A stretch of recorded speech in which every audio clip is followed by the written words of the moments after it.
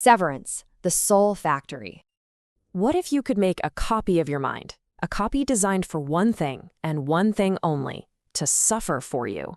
Would that suffering part, would it still be you? It's a deeply uncomfortable question, and it's really the dark beating heart of Severance. So we're told the show is about this procedure, right? The ultimate work-life balance. You go into the office, a switch flips, and you forget everything about your personal life. Then you leave, and you forget all about work.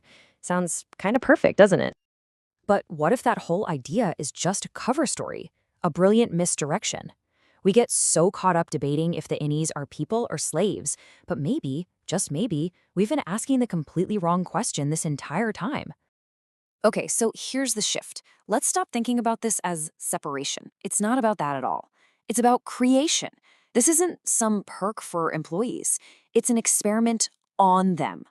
The point isn't to give the outie a nice, quiet life. The point is to use the innie as a pure, clean slate, a kind of petri dish for growing something brand new. And how do they do it? Well, it's all in that bizarre job, isn't it? That macro data refinement. Just sorting numbers on a screen. Numbers that feel wrong, scary, sad. You think it's just meaningless office work, but no. That work is everything. It's the whole key. Because those numbers they're sorting, they aren't just numbers. They're feelings. Specifically, they're the 4 tempers, according to the founder, Keir Egan. Woe, frolic, dread, and malice.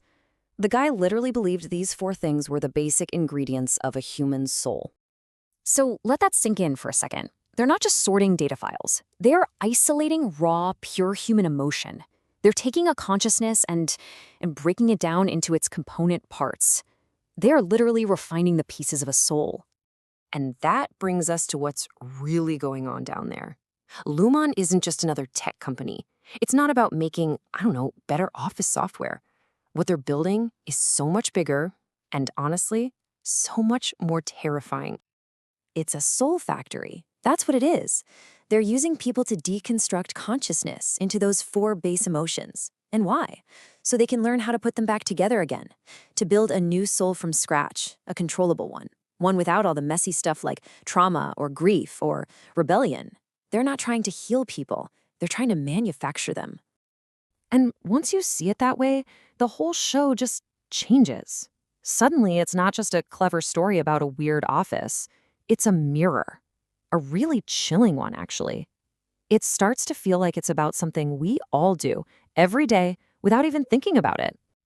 It makes you wonder, doesn't it? When we go to work, when we put on that professional mask, when we split ourselves into a work me and a home me just to get by, what pieces of ourselves are we chipping away?